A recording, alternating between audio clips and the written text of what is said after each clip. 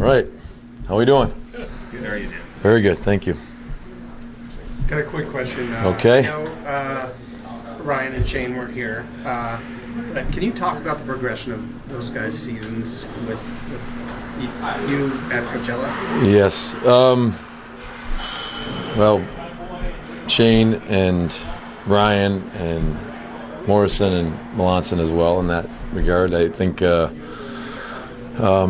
Shane in particular, he's had a whirlwind last couple of years, especially going back 2 seasons, draft and going into the season and playing here for 9 games, coming to Coachella for 5, World Juniors, winning there, going back to juniors, traded. It was a whirlwind type of year for him, and I think this year just served as a great opportunity for him to establish himself as a player, just put his head down, play 72 games, play playoff games, and work on his game and develop as a person and as a player, and I think that's clearly evident. It was great to see his progression throughout the year. It was great to see him come up at the end of the year here and play 6 games. I believe it was, score, put the puck in the back of the net. It was a progression of him just growing as a person and player throughout the whole year and culminating with coming up here and be able to score. But also the playoffs, were a maturation process for him. He got an injury during a series and missed a full series, and then came back in the finals and put up, I'm remiss to say all his points, but and this goes for Ryan as well. Ryan Winterton, was at the most important time of the year, playing competitive games, playing in the playoffs. He steps up in the finals and scores. 2 in the final game 6, and I think he had 5 or 6 goals in the finals, and just a sign of his progression throughout the year. Now that you don't have to split focus anymore, how does it feel to be here right now? Special. Thank you. I think I was here a month ago and getting introduced as the coach, but really had my mind on back in Coachella and trying to win in the playoffs in those hockey games, and so we could tell. Yeah, good. I'm glad. But the bittersweet moment of losing in Game 6 was devastating, and partially because I immediately turned my mind to being the head coach of the Kraken right away. And a lot has been going through my mind in the last week or so since Monday night in Hershey, and it's good to get here and kind of get focused on just the Kraken, and the players aren't here right now. We get the development players, but it's energetic and exciting to get focused on what the possibilities are for the Kraken ahead. Was having that sort of split situation over the last 5 weeks difficult to manage for you, or did you feel like you were able to fully invest in what was happening with Coachella? Well, I'll let you be the judge. I'd hoped that it'd get announced here and go right back, and the next day we were playing a game in Game 1, and I wanted to be completely invested in the guys in Coachella for the rest of the way. Having said that, there were other things, there were other things going on as well at the time, but and that was kind of difficult for me in my brain.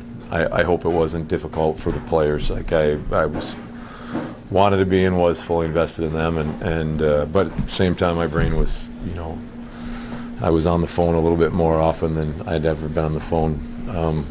But I hope that was behind closed doors, and we were just solely focused on winning games in Coachella.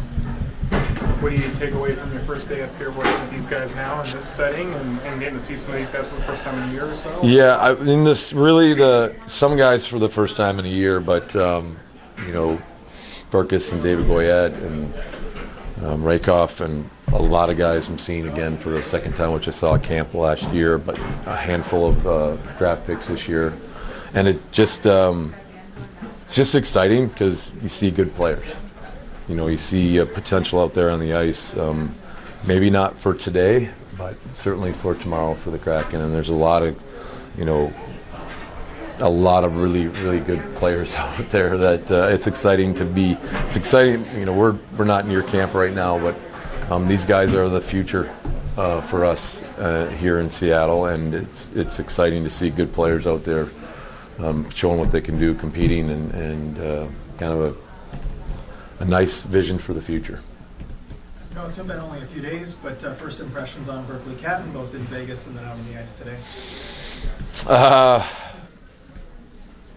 Well, his numbers are great. His numbers and production he put up last year is amazing. I thought, especially in the couple games we played at the end, you just saw how dynamic of a player he is. Playmaker, darter, quick with his stick. It was.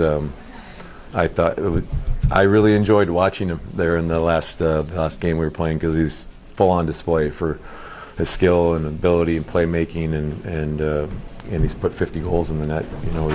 He's clearly a great goal scorer. So I really enjoyed the last part of that practice for him.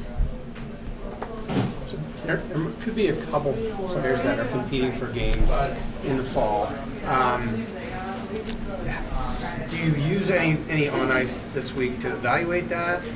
And how do you communicate with some of those players? Not asking for the player name. Yeah, no, I mean, all these players are here for a reason, because the Kraken scouts, Ron saw something in these players that believe they could be NHL players. They're not there yet, but they're going to be there eventually down the road if they put in the work and if they continue to get better. And this is just a chance for them to see how we play, see how we do things, how to be a pro. Are we evaluating? We'd be lying to say we weren't. But really, we're just more excited to get them on ice with us, get them on ice with the Kraken, and give them a taste of what it means to be a pro and what we expect of them. And some of these guys, for certainly, I'd like them to get the taste so when they come into camp, they are ready to compete for a chance to play games in the National Hockey League. I know your focus is on the young kids, but what were your thoughts about the additions yesterday of Brandon and Chase? Exciting, really exciting. Yeah, I mean, the quality players and quality individuals.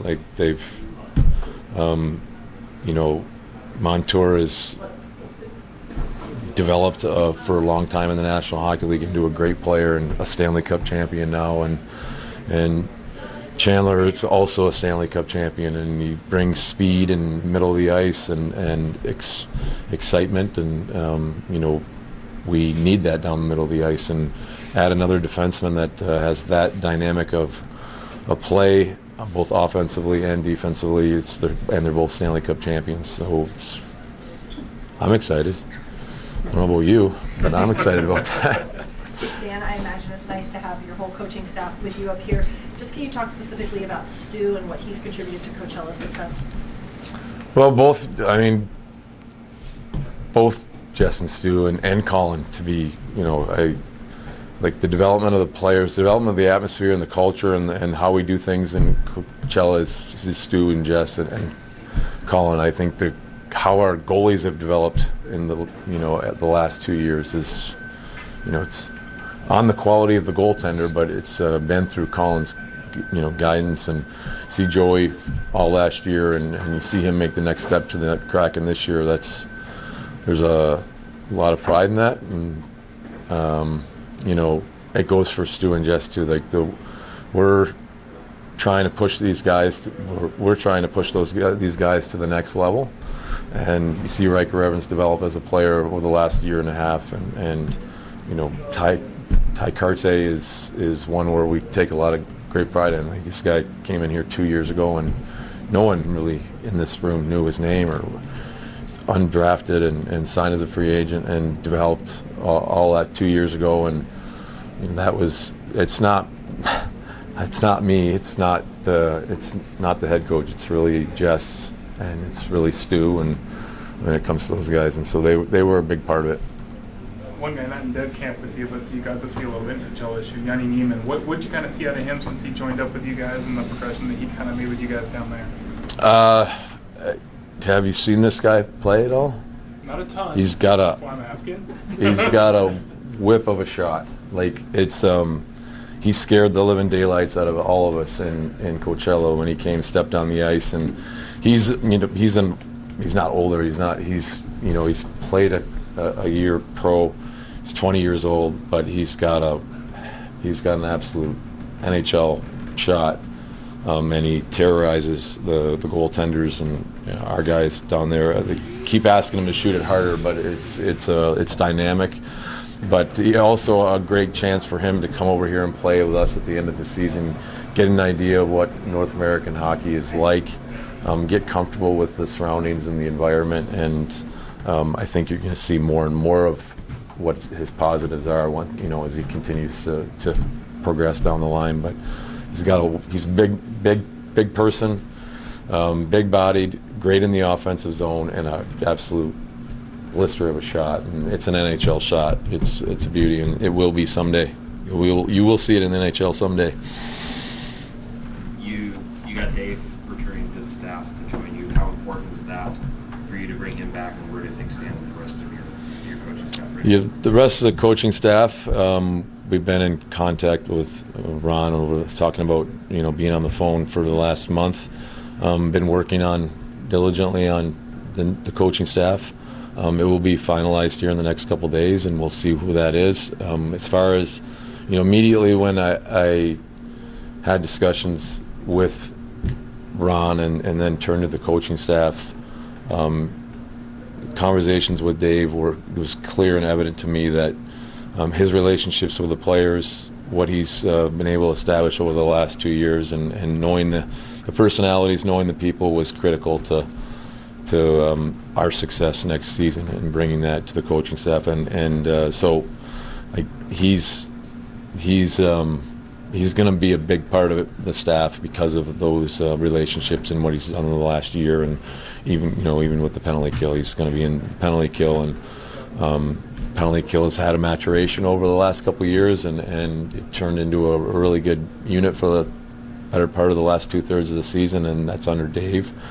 And we want that continuity going into next season, so that's going to be really important. So I had the chance to chat with Matty at the draft table in Vegas. How much does it help to kind of build a familiarity with him ahead of training camp? Very, very much, very much. But I feel like this will be my 4th training camp with the Kraken coming up, and I feel like I know most of the players, and more importantly, they know me. But Canner and Dunner and there isn't a guy that I haven't had had a relationship with in the past, and kind of feel like I know them pretty well. But having those relationships with the guys is going to be critically important to the next season, and having Matty at the draft table, getting a chance to talk with him. He's talking about the work he's putting in this summer, which is substantial, and he's just excited about, because of the work he's putting in, he's excited about getting here in September. What are the strides you've seen Riker Evans make over the last year to the end of the season here with you guys down with Coachella after the time he spent up here? What did Dunner say about him at the end of the year? I'd have to go back. Still trying to figure it out. Yeah. I thought there was a little more to it than that. Probably was. There were hand signals. Yeah, It was very level. Well, I think like Riker's developed into he's a smooth skater, excellent skater. He's developed into a hard defender. I think that's maybe a little underrated part of his game, but he's a hard defender. He's a good defender, and he's a great offensive guy with the puck. He's a great first pass, a great intelligent jumping up into the play, and providing kind of an all-around game from a defenseman. And he's continuing to get comfortable. He's not that hard to read. He has continued to get more comfortable in being able to play that game. And for me watching him the last year and a half, like he knows. I know what he can do. I believe in what he can do. I think he knows that, and so I think that's a huge positive for him going forward. Why do you think Vincent called him an interesting cat? I don't know. Did you see the?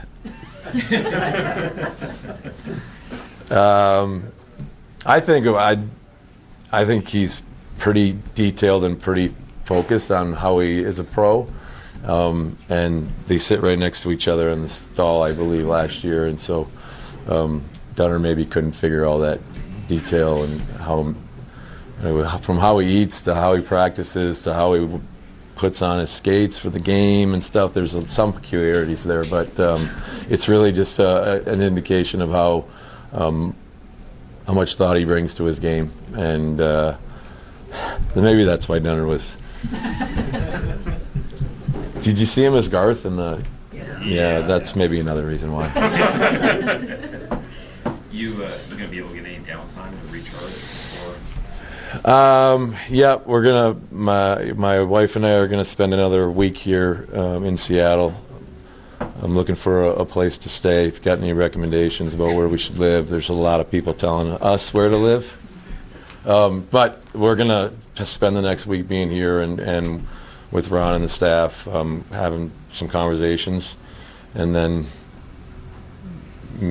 go back to Michigan for a few weeks just to recharge, unwind a little bit, and then get ready to come back in the fall. Have you had a chance to take a look at the schedule and think about what it'll be like at a Climate Pledge on October 8th, being on an NHL? 1:30 game, puck drop. We have the opening pitch. I haven't thought about it. Yes, I have. I wish we could get right to there right now. It's the first time, right? We get opening pitch. 1:30 is the first game. It's great. Have at it. Let's go. You circled Pittsburgh and Buffalo on the schedule?